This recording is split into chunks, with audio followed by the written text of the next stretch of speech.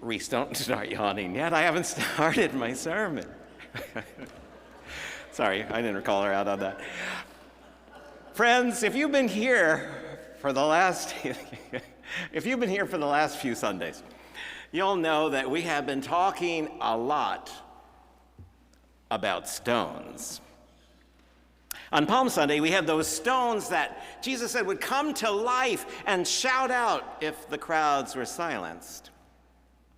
On Easter, of course, we had that rolling stone that uncovers the tomb of Jesus and thereby gives those women disciples the first glimpse of the possibility of resurrection.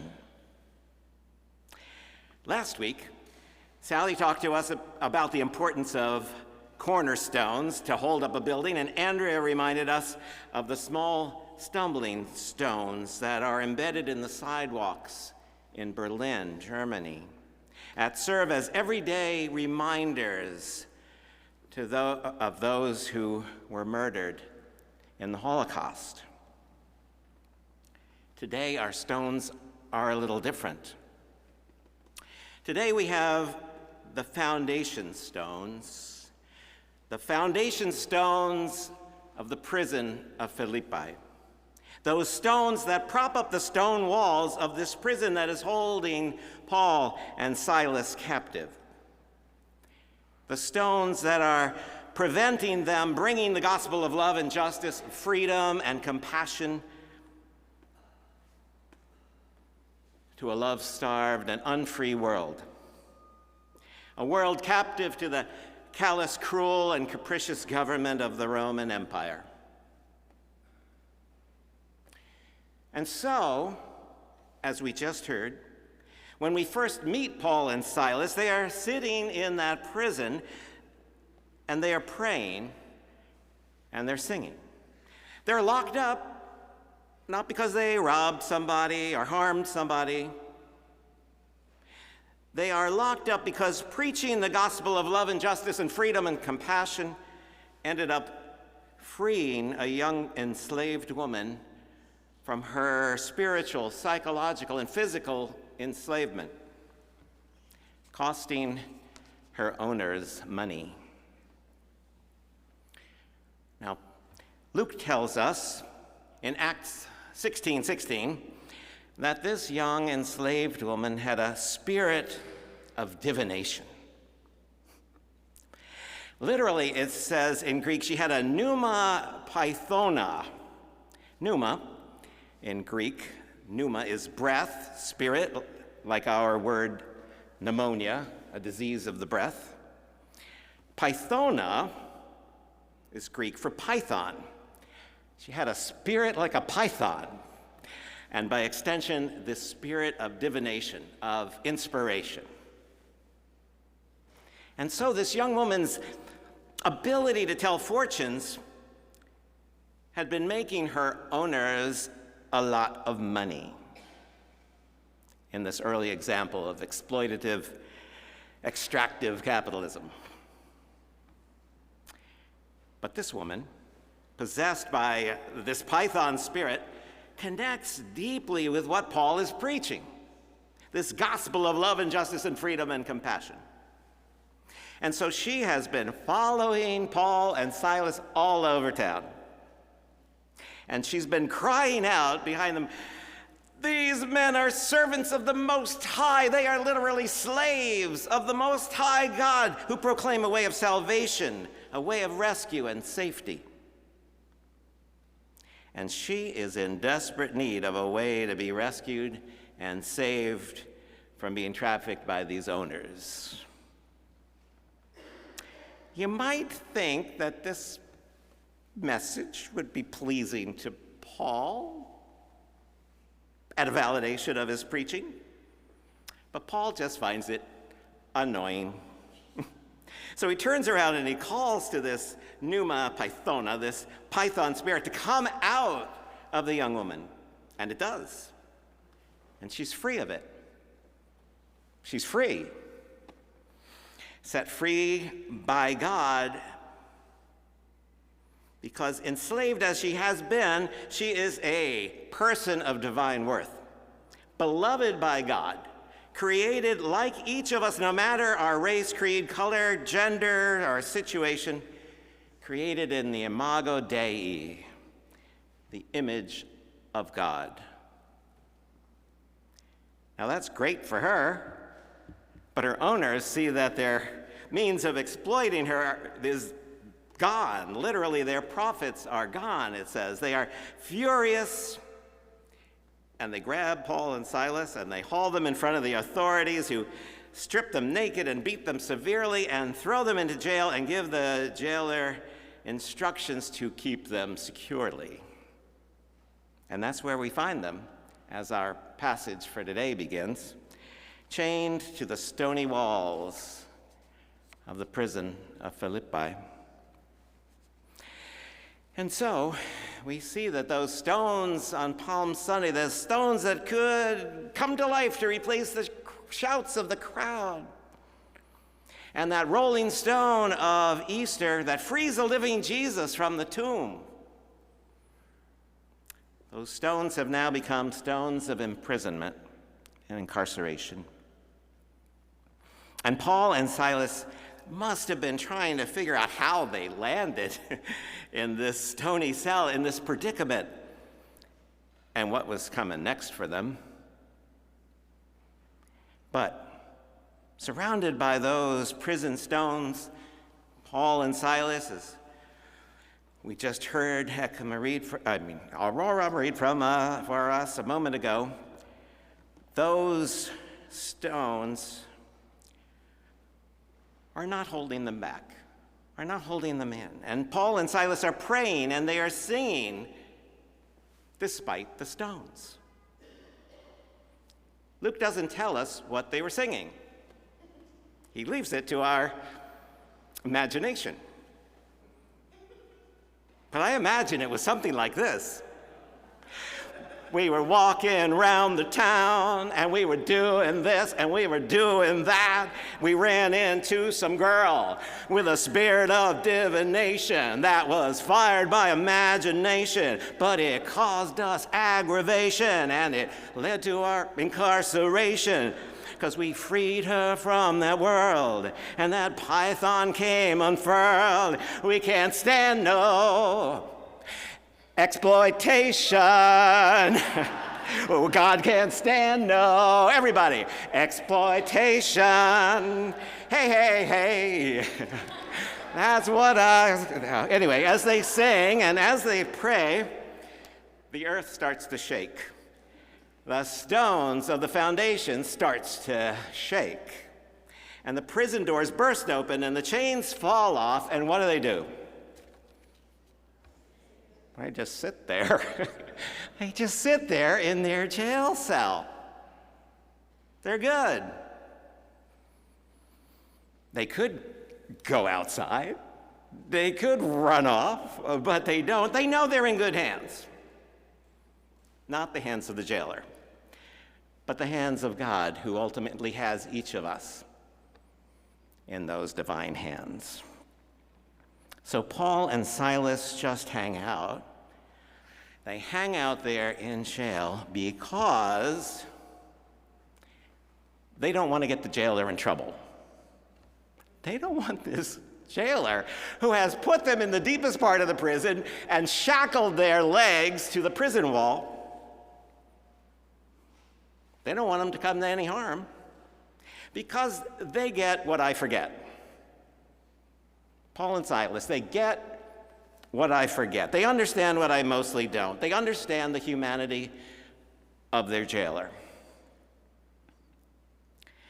A pastor friend of mine, Juan Carlos, who I first met in a jail cell, told me a story of how he was riding one day in the subway back to Brooklyn on the way home from a frustrating visit to Immigration and Customs Enforcement, going there on behalf of someone being detained by ICE.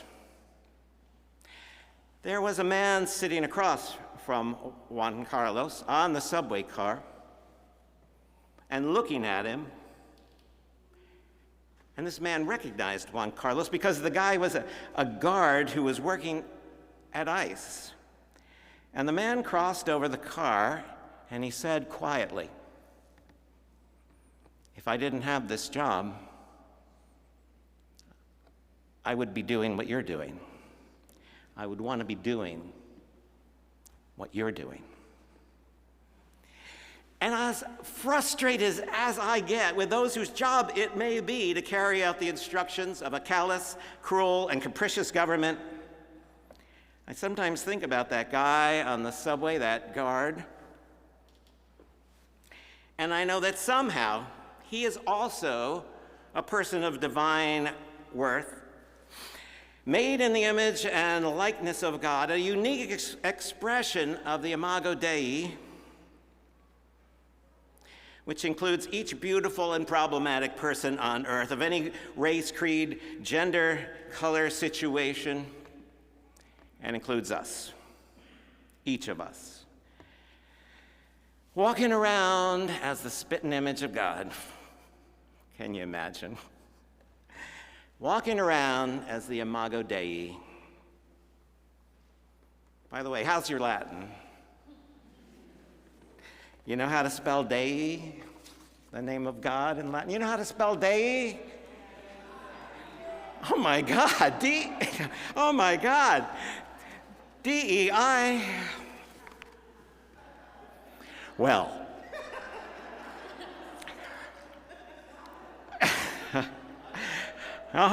you and I know, don't we, that diversity and equity and inclusion are not some woke ideology. Woke as though somehow it's better to stay asleep. Those are not aspects of some woke ideology. Diversity and equity and inclusion, those are Christian concepts. Those are Christian concepts because Jesus, remember Jesus? Jesus talked and lived and was those things. Which is why we're not surprised that women are among the first disciples. And we were reminded just a couple of weeks ago at Easter, women become the very first apostles. The apostles of Jesus, of all genders, come to understand diversity and equity and inclusion, which is why a few chapters back in Acts chapter 8, the apostle Philip, told by God to travel from Jerusalem to Gaza, meets this foreigner, this Ethiopian eunuch, an alien to him but not to God.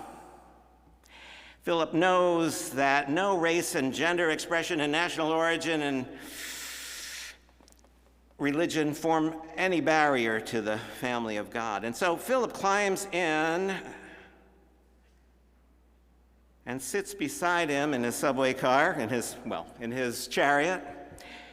And Philip teaches and preaches and baptizes the official of a foreign government. And Philip has no problem with his race or gender expression or creed or immigration status or situation in life. Even Peter understands that. Even Peter understands. Not at first, as we just heard. Now, Peter is literally the rock. That rock on which Jesus wants to build the church. Now, Peter is, to be honest, not the steadiest stone in the foundation of the kingdom of God, which is why in John 21, as Aurora just told us, the risen Christ finds Peter not preaching and teaching, healing and baptizing, but doing what? Yeah, fishing. Not very successfully either, right? Peter and the others have gone back to what they know, fishing. But Jesus has other plans for them. He has other plans for Peter. Jesus, the Christ of compassion, has other plans. He wants them to fish for people. Jesus wants Peter to feed the sheep of Jesus. Who are the sheep of Jesus? Who does Jesus love and care about, value and cherish. Anybody? Who are the sheep of Jesus? Why, thank you. Everybody. The whole beautifully diverse family of God. And finally, as our bells toll, Paul and Silas also understand that everyone matters, even their jailer, also made in the image and likeness of the God who calls no one extranjero, calls no one stranger, calls no one alien. And all Jesus wants from us is that we also understand that we understand that everybody matters. And as we work together for a world where all people, each beautiful and problematic expression of the image of God, form a family where that equity matters, where all are included, and all make up a beautifully diverse family of God. Paul and Silas, bound in jail, they had no money to pay their bail. Keep your eyes on the prize, hold on. Stand up and let's sing it. Paul and Silas, bound in jail, had no money to pay their bail. Keep your eyes on the prize, hold on. Paul and Silas thought they were lost. Dungeon shook and the chains came off. Keep your eyes on the prize, hold on. Only chain that we can stand is that chain of hand in hand. Keep your eyes on the prize, hold on. Hold on, hold on. Keep your eyes on the prize, hold on. The only thing that we did wrong was staying in the wilderness too long. Keep your eyes on the prize, hold on. The only thing that we did right was the day we began to fight. Keep your eyes on the prize, hold on. Freedom land we soon may see as we fight for democracy.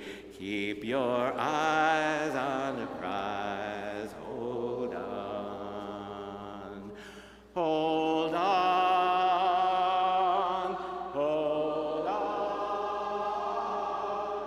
Keep your eyes on the prize, hold on. Please be seated.